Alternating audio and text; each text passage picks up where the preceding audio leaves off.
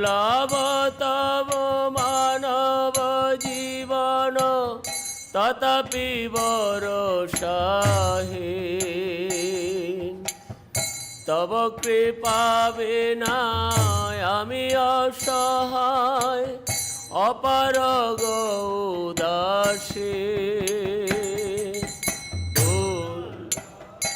তব মানব জীবন, তথাপি ভরসাহীন।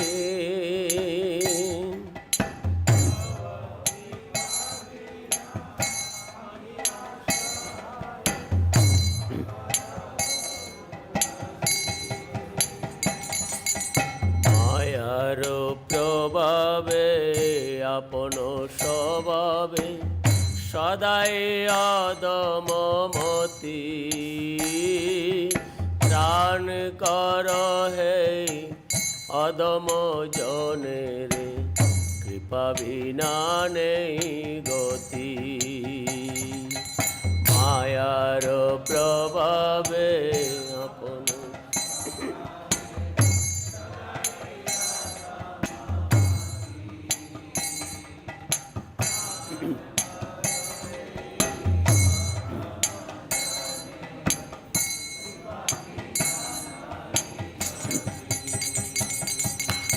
জীব কল্যাণে তব অবদান, জগতে ঘোষিত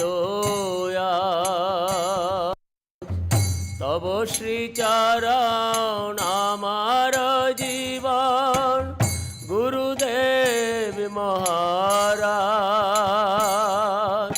জীব কল্যাণে তব অবদান, জগতে ঘোষিত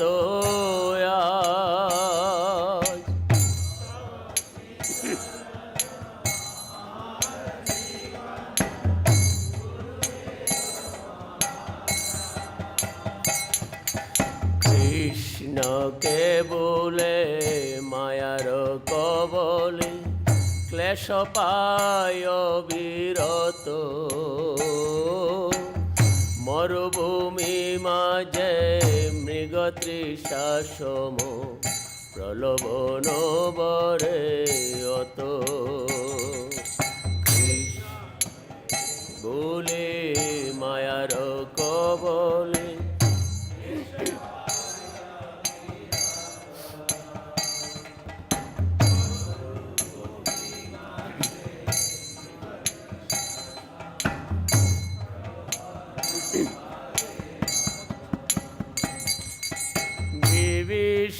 বিভীষিকাবরায় অন্ধ তিমির, অমানিষা সমমণি। মম আশায় গুরু মহারাজ, তব শ্রীমুখের বাণী। বিভীষিকাবরায় অন্ধ অমানিষা সমমণি।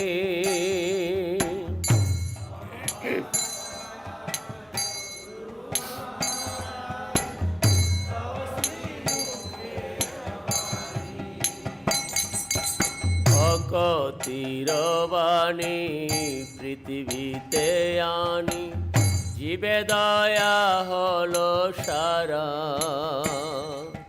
সবয় অবতার সার শিরোমণি, গৌর প্রভুর ধারা।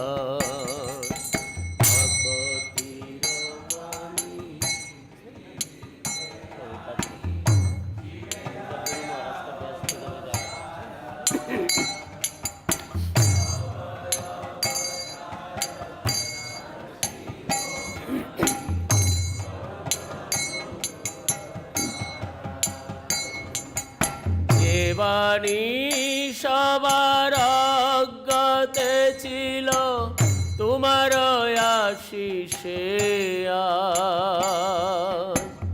জগৎ মাজারে বর্ষিত হলো গুরুদেব।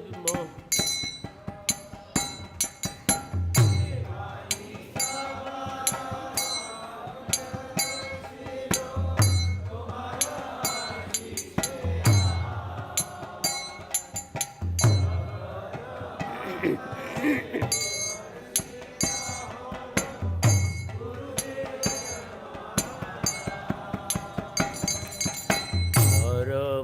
ব্রহ্ম পরম পুরুষ পরম করিলে তুমি, পরম ব্রহ্ম পরম পুরুষ প্রমাণ করিলে তুমি, নির্বিশেষের নির্বাণবাদ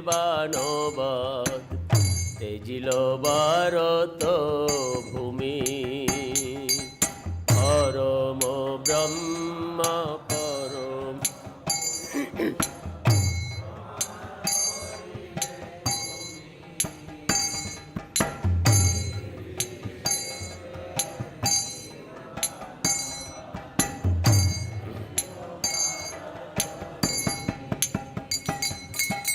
নবীন জীবন লবি মোরা তাই উল্লাসে হয়ে মগ্ন, তোমার চরণ বন্দনা করি মোহপাশ করি ভগ্ন, নবীন জীবন লবে মোরা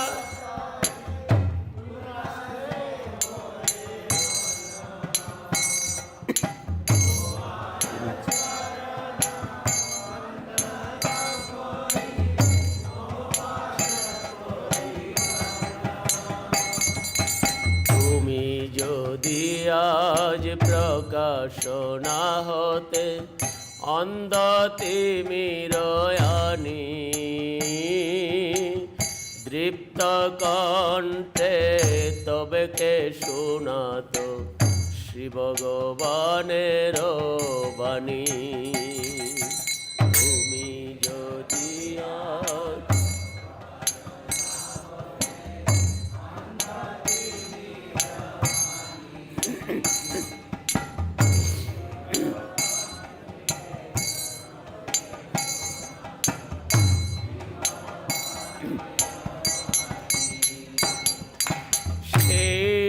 অধিকার তোমার এই সাজে দণ্ড তোমার আতে,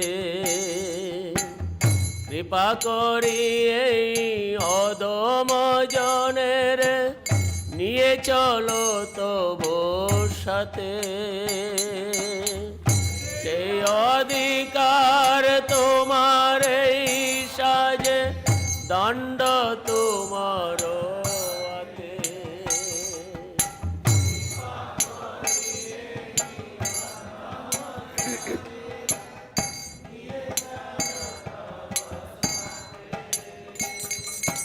তুমি যে দেখালে ভক্তির পথ তুলনা তো তার না, শিশিরের মতো উজ্জ্বল আর উজ্জ্বল তার তার, তুমি যে দেখালে ভক্তির পথ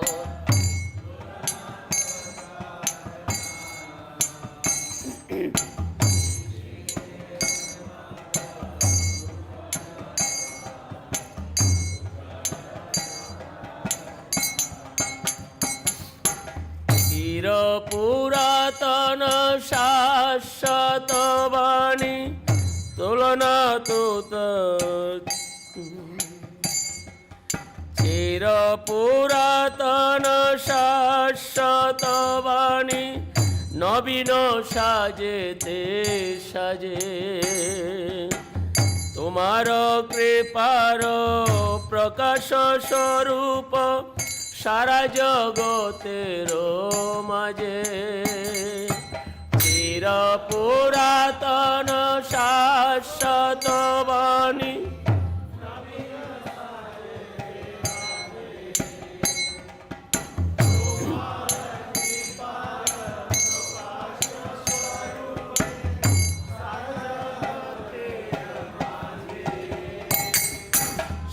শুভ দিনের আরাধনা করে জাগরে জগতবাসী ছত্র মধুর স্বর্গ মেদুর সুবল গণের রাশি সে শুভ দিনের আরাধন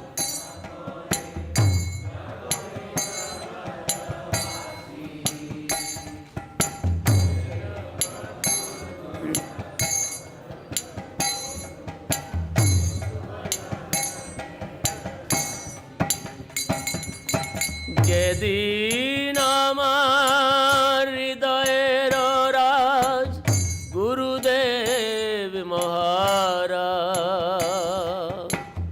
পুতপুরে দামে প্রকাশিয়া আপনি হরে পৃথিবীর ত্রাস যেদিন আমার হৃদয়ের রাজ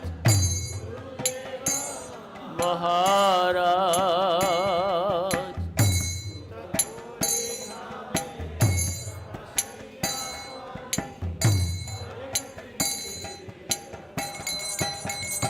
জয় গুরুদেব গুরুদেব গুরুদেব জয় গুরুদেব গুরুদেব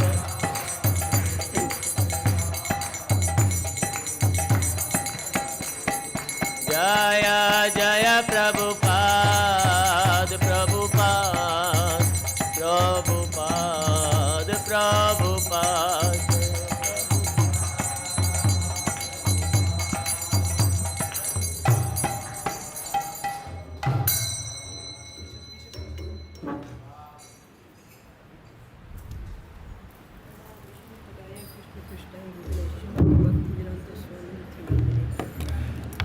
सरस्वती देवी भगवानी प्रचारिणे निर्विशेष शनिवारी पाश्चात्य देश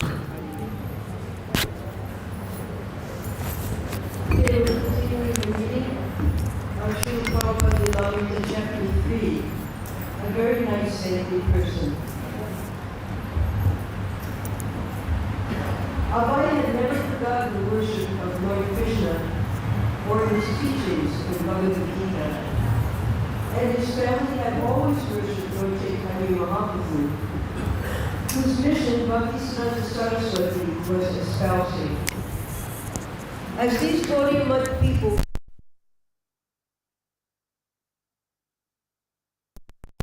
and had never forgotten Krishna, but now he was astounded to hear the Vaishnava philosophy presented so masterfully.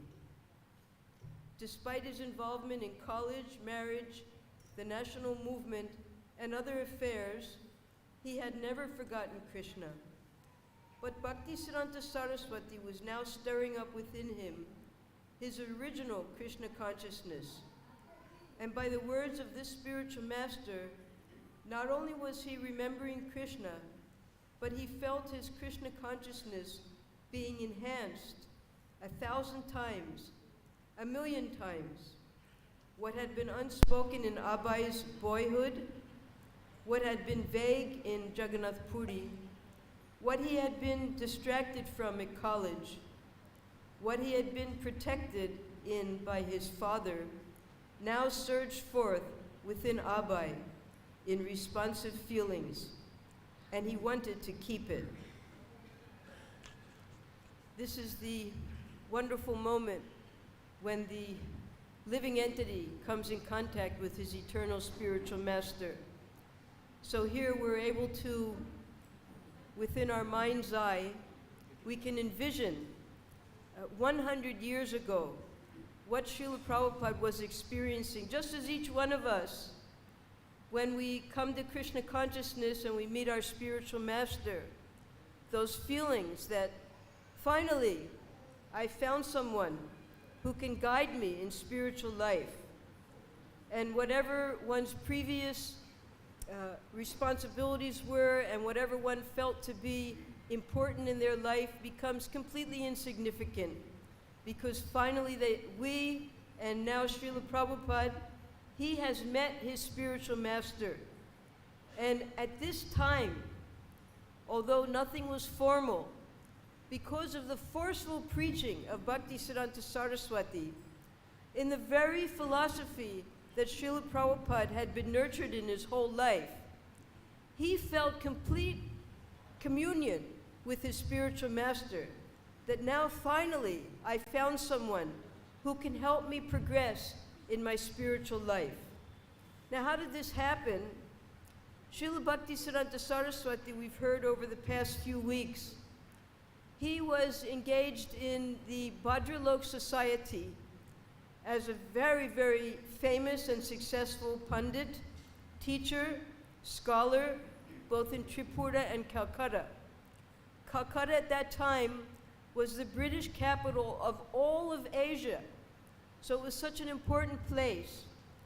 And the Bhadralok, they were the people such as Srila Bhaktivinoda Thakur, who had proficiency in English and other languages, and were engaged in government service to the British. So being engaged in government service, they also became influenced by the mentality of the British, which considered Hindu, Indian, and Vedic culture to be actually subhuman. They considered it heathen. They saw no real value in the Vedic culture.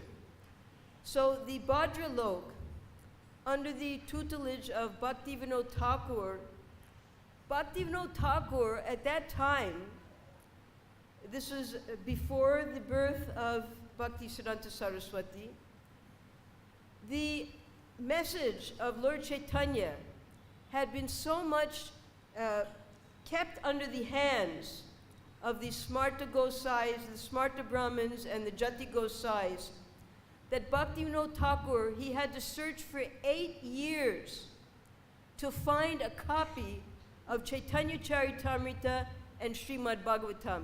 He couldn't even get his hands on these books because they were all kept by the Smarta Brahmins. The Smarta Brahmins, they had complete control over how the society was going to learn on the spiritual platform. Initiations, worship, the Bhagavad discourses, making a livelihood of that, a profession. And therefore, the common people, even Bhaktivinoda Thakur, who was such a high-posted officer, 8 years it took him to finally find Chaitanya Charitamrita.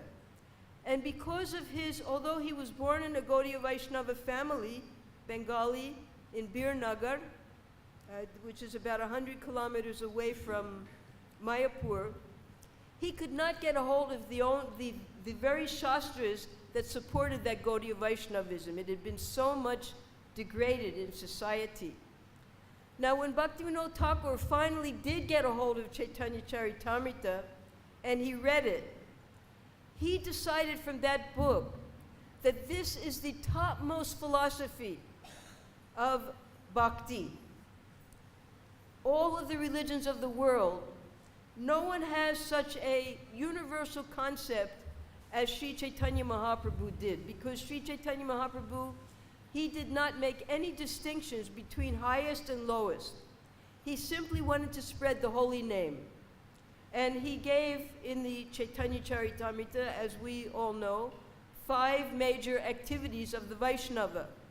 And that is to associate with Vaishnavas, and to chant Hare Krishna, and to hear the Srimad Bhagavatam, to reside in holy places, and finally to worship the Murti in those holy places.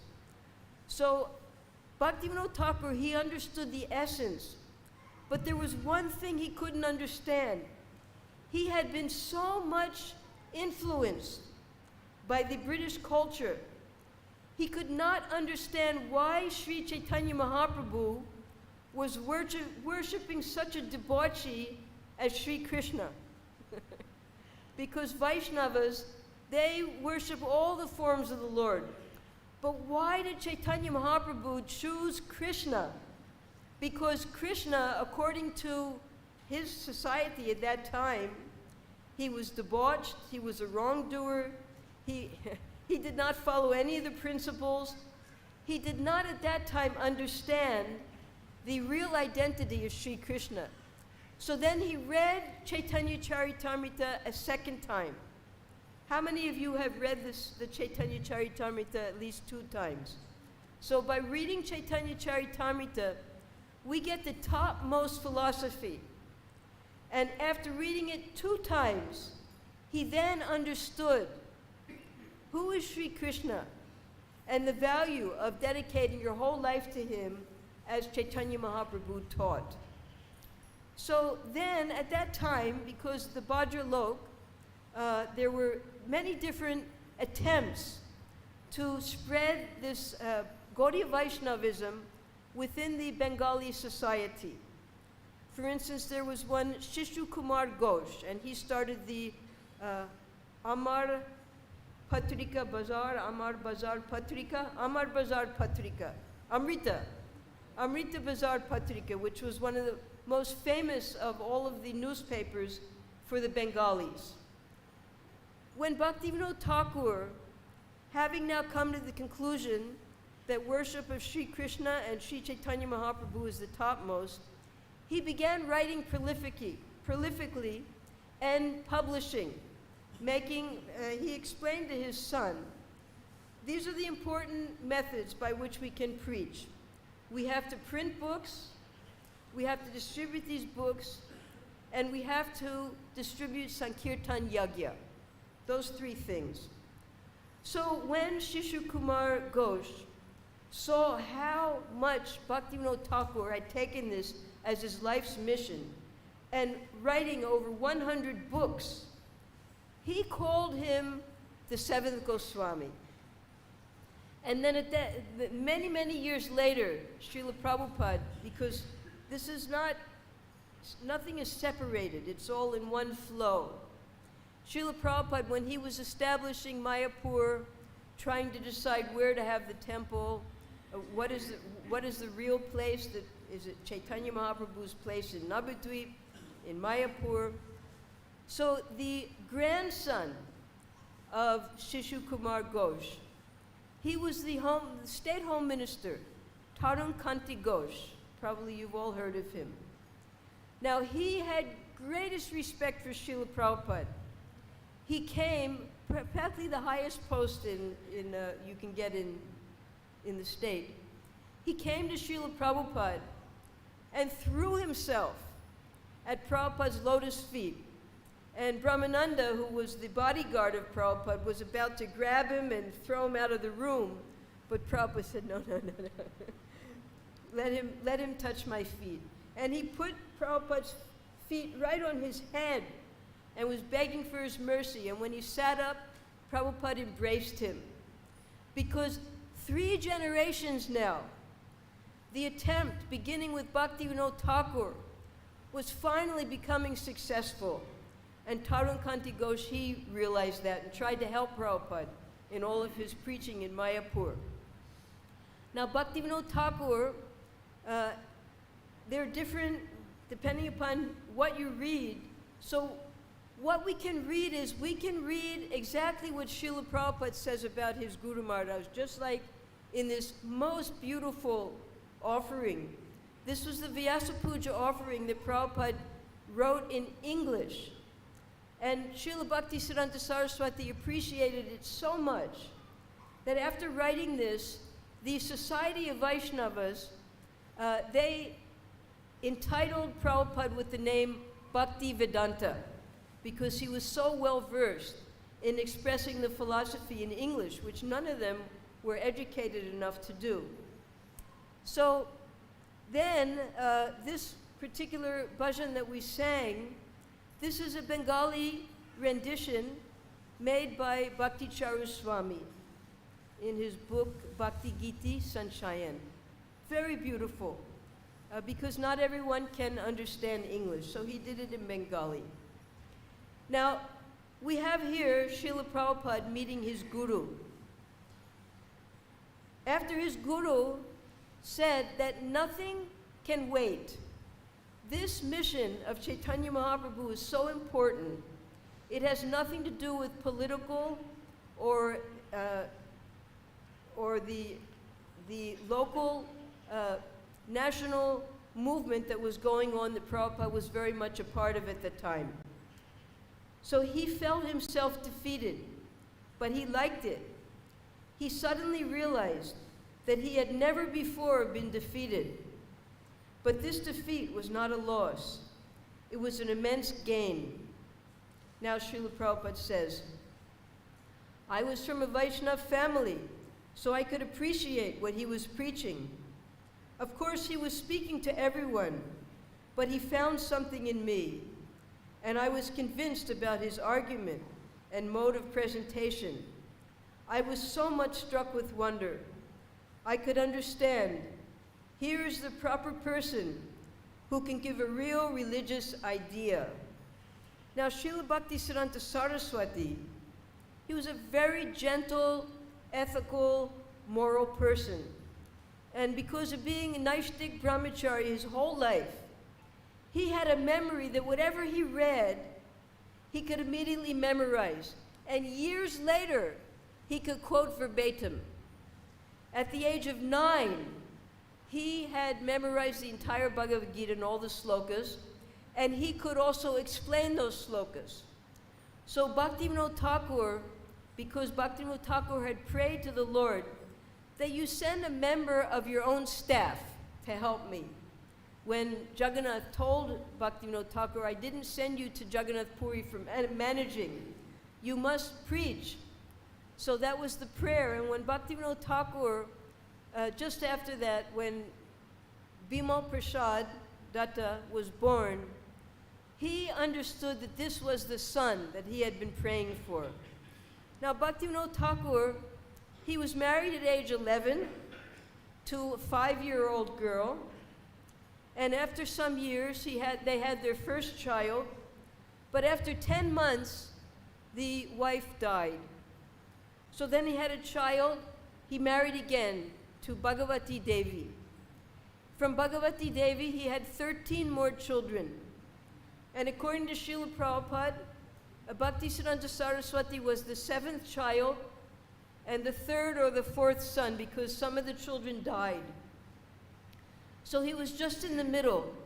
Now, the other children did not take to active preaching except for one other brother whose name was Lalit Prasad Thakur.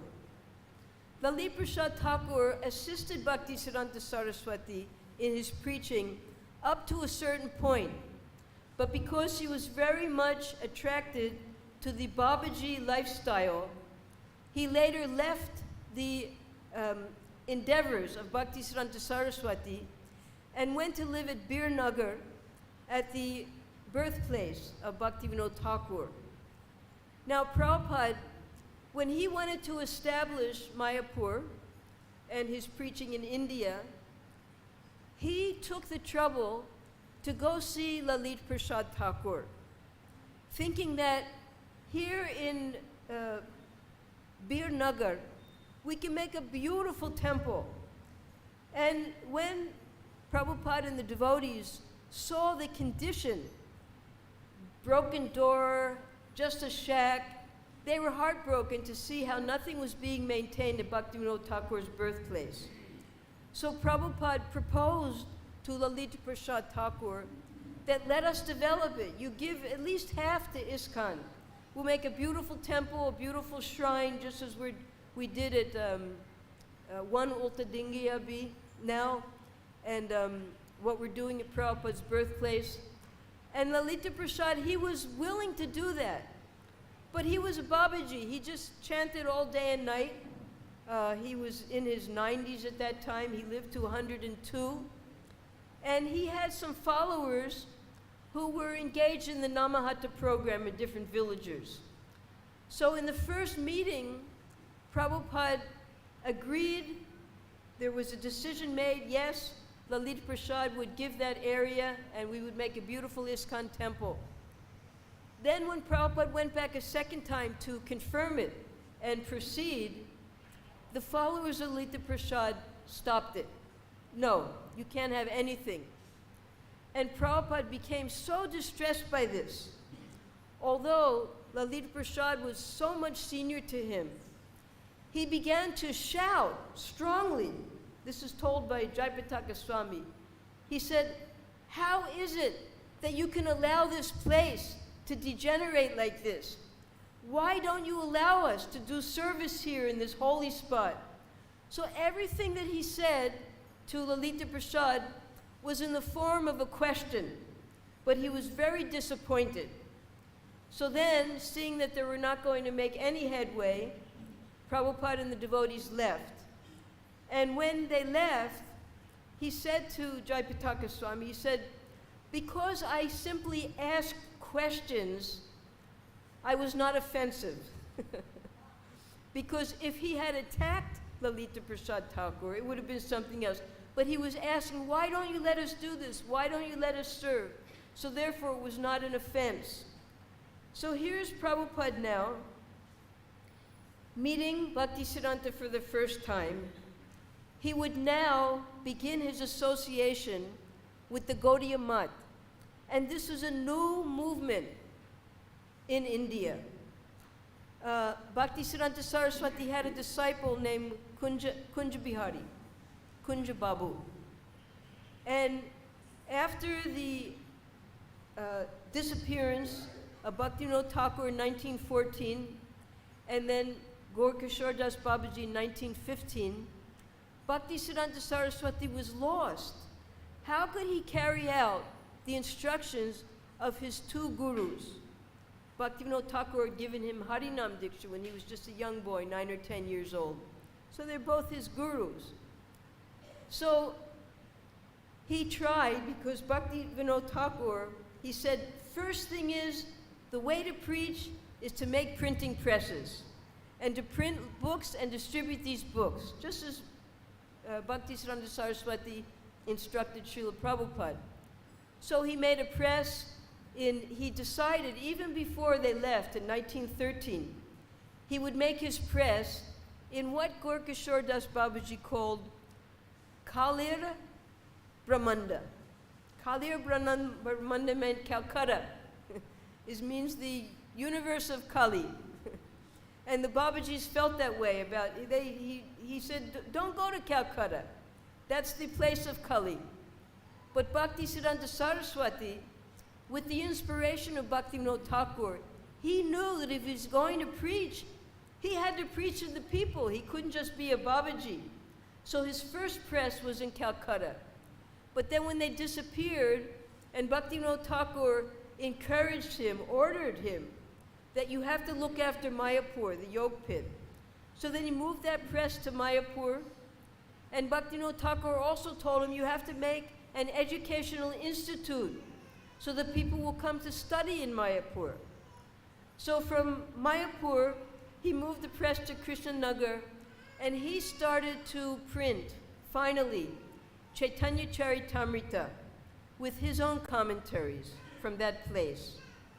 But being Mayapur, very isolated at that time especially, there were no mutts at all. The mutts will be made by Bhaktisiddhanta Saraswati's disciples. Kunja Babu, he encouraged Bhaktisiddhanta Saraswati that why don't you make your mutt in Calcutta? So Kunja Babu, he went, he looked for a place near his home. He found the One Ulta Dingi Road, which was a very densely populated area of northern Calcutta. And they considered that would be the best place. And that was 1918. Now it's 1922. Now another thing that Kunja Babu did was, previously, before he had met his spiritual master, he had been associated with the Ramakrishna Mission. Ramakrishna Mission had the exact opposite philosophy of Gaudiya Vaishnavism. They were impersonalists. They did not worship, even if you go to their temple here, they have a temple that's always closed right next to the Ramakrishna Mission Hospital. Always closed, nobody goes in there. If by chance you go there, there are no murtis of God. That's considered condescending to worship. They worship their gurus. They just have pictures, they have murtis of their gurus. Nobody goes there, no one worships. So, but they had a good sense of organization. And Kunja Babu, he took that sense of organization, how to set up mutts and how to spread their literature, and he applied that. He was the secretary of the Gaudiya Mutt to this, to Srila Bhaktisiddhanta Saraswati's books and teachings. Bhaktisiddhanta Saraswati was involved in all the day-to-day management, although he was the president Acharya, just like Srila Prabhupada. Prabhupada, every detail he wanted to see. And he personally assigned everyone who should do what their command should be from Prabhupada. So all of this was learned by Prabhupada from his spiritual master. It was late. Abhay and Naran had been talking with him for more than 2 hours. One of the brahmacharis gave them each a bit of prasadam in their open palms, and they rose gratefully and took their leave. They walked down the stairs and onto the street. The night was dark. Here and there a light was burning, and there were some open shops. The Prabhupada, he talks about, at this time in Calcutta, there were no electric lights. They had gas lights. And when he was a little boy, he used to collect all the used up gas things just to play with. And also the British, they had made clocks on the streets, but none of the clocks worked. He said you could walk for 2 kilometers, 5 kilometers, and all the clocks would say the same time. So they were walking home here. Abhay pondered in great satisfaction what he had just heard. Srila Bhaktisiddhanta's explanation of the independence movement as a temporary, incomplete cause had made a deep impression on him. And we'll notice, henceforth, after this, Prabhupada's interest in the Gandhi movement completely disappeared, because now he had met his spiritual master.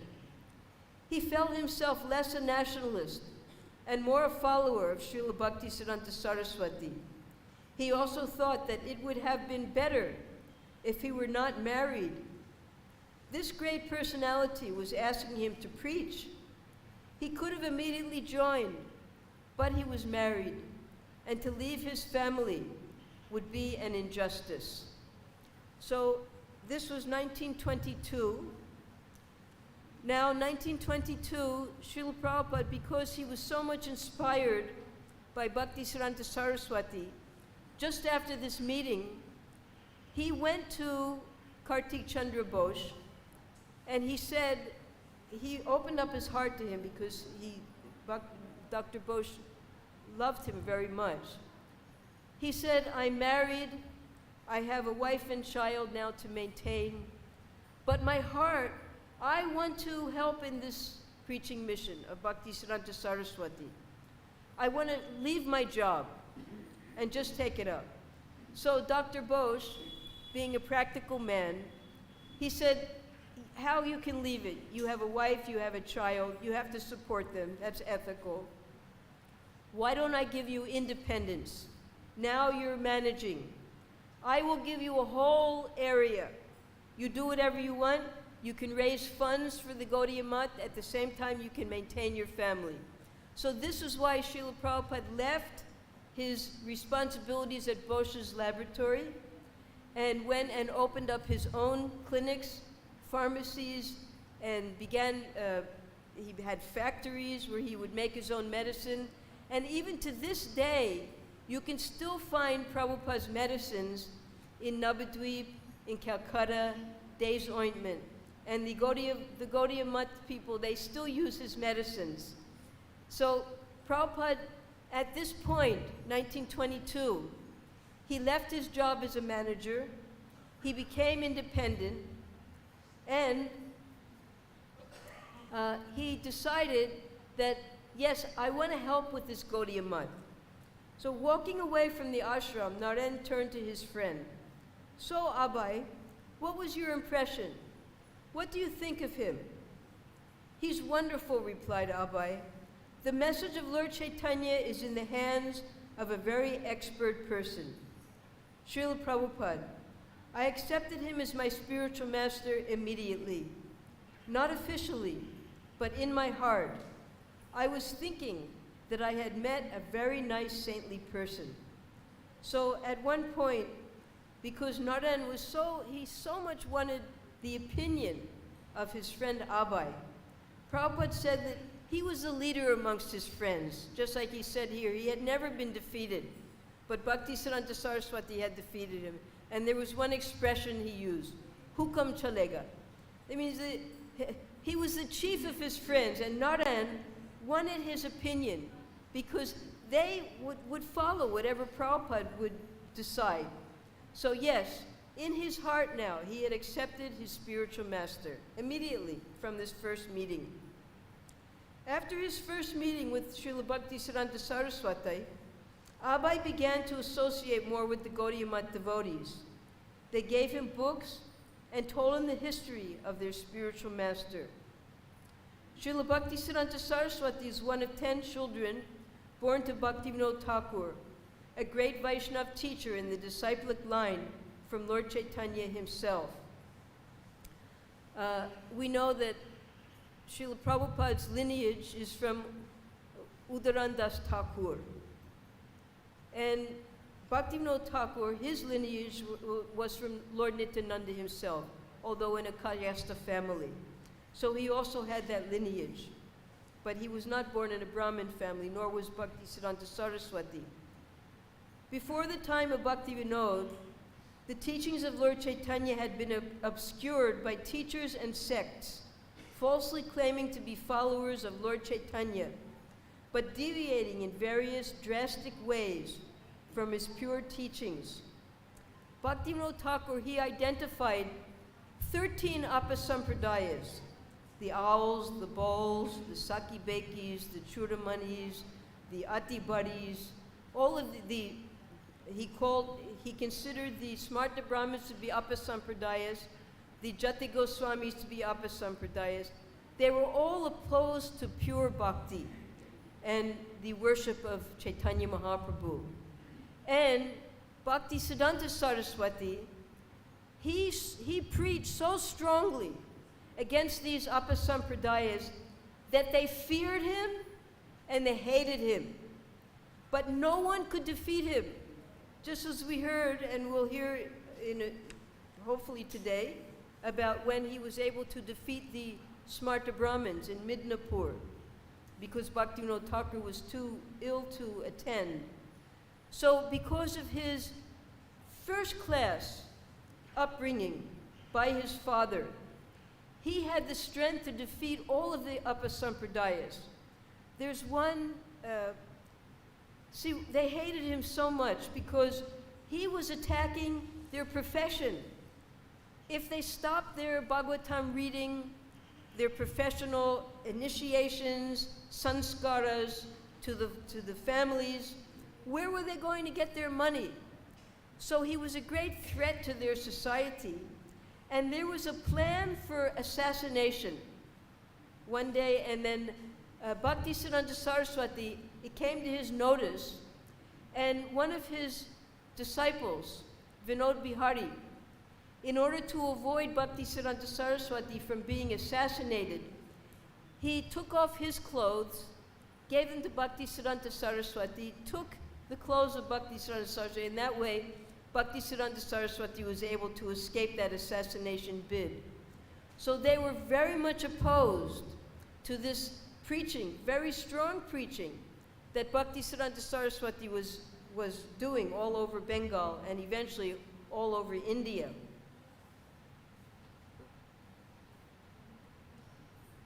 Before the time of Bhaktivinoda, the teachings of Lord Chaitanya had been obscured by teachers and sects falsely claiming to be followers of Lord Chaitanya, but deviating in various drastic ways from his pure teachings. The good reputation of Vaishnavism had been compromised. Bhaktivinoda Thakur, however, through his prolific writings and through his social position as a high government officer, re-established the respectability of Vaishnavism.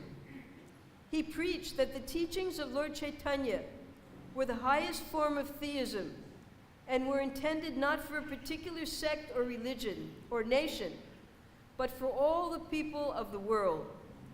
He prophesied that Lord Chaitanya's teachings would go worldwide, and he yearned for it. So just the year that Srila Prabhupada was born, 1896, Bhaktivinoda Thakur made this prophecy that this chanting of Hare Krishna will be embraced by all the foreigners. He named all the Russians, the Germans, the English, the Americans, the French. They will all embrace their brothers of Indian birth and chant Hare Krishna together. So he envisioned that this was going to happen. And the way he began to do this was, because he personally couldn't leave India, he sent his books. There's a very famous poet, Ralph Waldo Emerson, in America. He sent his Krishna Samhita. Krishna Samhita is a very important book written by Bhaktivinoda Thakur that establishes Sri Krishna as a Supreme Lord. He sent that. He sent his Sanskrit works to Monier Williams in the Royal Sanskrit Society in England. He sent his works to Australia. He sent his works to Germany. And through the written word, he was able to preach. Now this bhajan, Srila Prabhupada wrote it between 1933 and 1936. And he offered it to Srila Bhaktisiddhanta Saraswati on his Vyasa Puja day. And then he thought the poem was lost. So what the devotees did was they took the poem that he wrote in English and printed it in the Harmonist. And that Harmonist was being distributed worldwide. So Guru Das, while he went to England to open the temple, he was studying all of the books in the Royal Society, the British Royal Society. And he found that Harmonist that had that poem by Srila Prabhupada. And when he showed it to Prabhupada, it brought tears to Prabhupada's eyes. He thought this had been lost forever.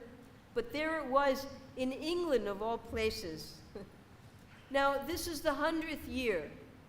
We can see the advances in preaching of ISKCON, Krishna consciousness, in the past 100 years, since the time when, this day, when Srila Prabhupada met Bhaktisiddhanta Saraswati.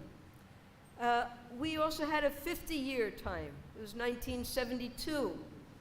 And Srila Prabhupada at that time, because we can just see how hard Prabhupada had to struggle to establish this ISKCON. So at that time, we were having some Mangal Artik, and then Prabhupada, he established that now we should have Srimad Bhagavatam class every morning. And he gave us the Jai Radha Madhava. No one knew how to sing it. So they were singing all their own versions and trying their best. And he came to New Vrindavan. And we see here in our Janmashtami and Sri Vyasa Puja celebrations, huge rush for Janmashtami. You can't get into the temple. You can hardly fit. The people were suffocated at Banki Bihari temple. But the next day, it's empty at Mangal Artik.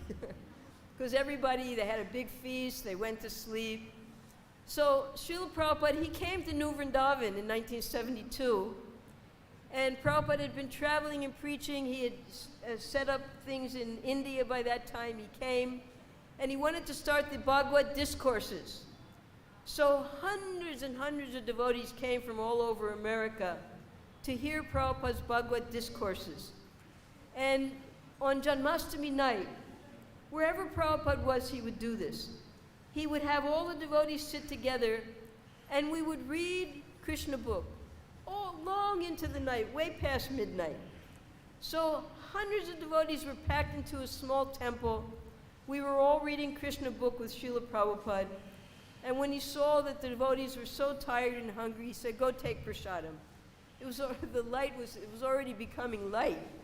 So we all went to take prasadam, and the GBC at that time, he makes an announcement to all the devotees, because we know that we're supposed to observe Ekadasi on that night. He says, one bhakta, he was cutting the potatoes, and he didn't know that you're not allowed to eat peas. So the peas are mixed in with the potatoes, so all of you just pick the peas out and eat the potatoes. So we all had the big feast, and then next morning, Mangalartik, 10 devotees were there. Everybody else had disappeared. But Srila Prabhupada was going to give class, and I noted at that Mangalartik, Satsvarup Maharaj, he was one of those 10 devotees. And he was so dedicated to Srila Prabhupada. He was traveling all over his zone at that time to institute this Srimad Bhagavatam class. And when he came to tell Srila Prabhupada how he was going to all of the temples in Central America, they were all having Bhagavatam class now, Prabhupada, he did not let us stay in any type of comfort zone. Immediately Prabhupada gave him a new instruction, that now you get a bus, and just like Vishnu Jan Swami, you travel all over and preach. And that was how the library party was started.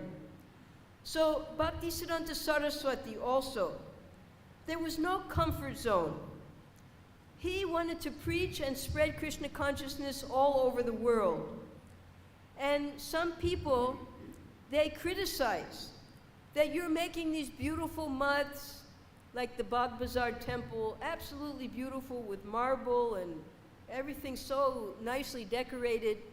What is the difference between what you're doing and the grihastas living in their nice, comfortable houses?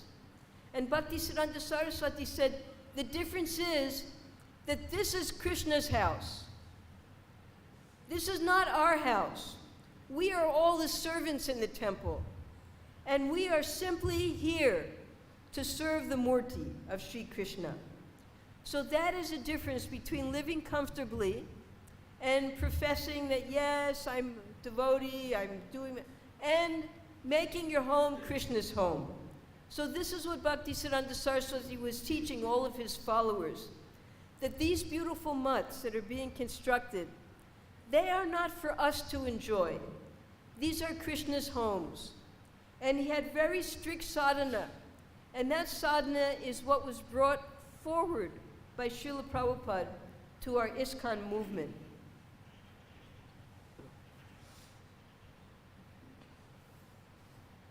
He preached that the teachings of Lord Chaitanya were the highest form of theism and were intended not for a particular sect or religion or nation, but for all the people of the world.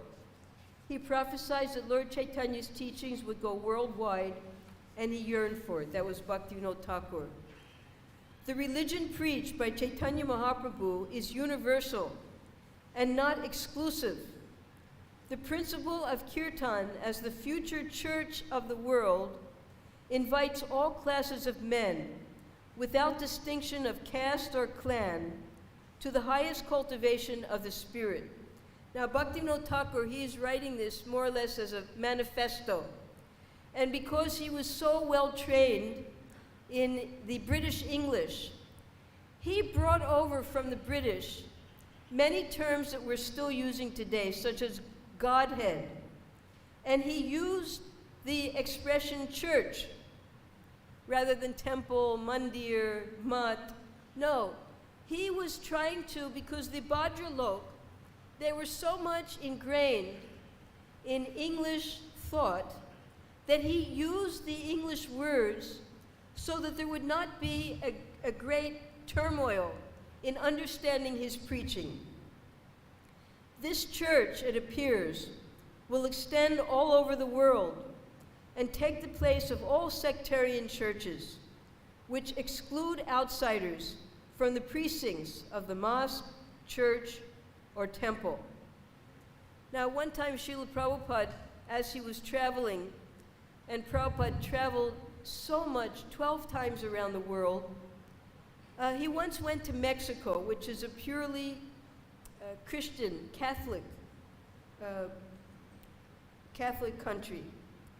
So the Catholics, they worship Lord Jesus Christ. And just as when we have in our room, we'll have a picture of Lord Nrsingadev to protect us, we'll have some pictures of the deities that we love. So they put up, the Catholics, they put up a crucifix in their rooms of Lord Jesus Christ dead on the cross. So when Prabhupada went to visit Mexico, he was given a room to stay in someone's house, and there was a crucifix just across from the bed where Prabhupada was resting. So Prabhupada went to rest. He rings his bell, and the servant comes in. He's sitting on the bed. He said, "You have to remove this from the room." He said, "You see what they have done? They have killed their guru just so that they can sin." So Prabhupada, he saw through all of this. He understood the basis of Christianity, that yes, Jesus Christ, he died for the sins of the Christians, but that doesn't mean that the Christians stopped their sinning. They're still sinning. So Srila Prabhupada had them remove that crucifix. This is as Prabhupada was traveling and preaching. The clergymen in America, because America, Europe, especially England, the churches used to be very popular, but by the time Srila Prabhupada came to America, they were all closing down because the youth weren't interested in the dry worship of God. So no one was going to the churches anymore. So one priest came to Prabhupada and asked, your preaching is taking our boys who have no interest in God, and you've made them mad after God. How did you do it? And what can we do to help our congregations? They were humbly asking Prabhupada, how can we improve? So there's something called catechism in Catholicism. They say that just as we have prasadam, which is non-different from Krishna, they give a little dry wafer and wine at the end of their services, just like we distribute halava and so many nice things. So they give a dry wafer, and they say that that's the body of Christ, and you get his mercy by eating this. So Prabhupada said, I would suggest that instead of giving dry wafer and wine, you do as we're doing. You give them very nice prasadam, and then more people will be attracted. Prabhupada gave them very practical advice, how to keep the Christians within the churches. He wasn't opposed. He would always say, you worship, but you worship purely. You follow the tenets purely. As a prominent magistrate, oh, it's 7 o'clock. All right, we'll stop here. All glories to Srila Prabhupada. Hare Krishna.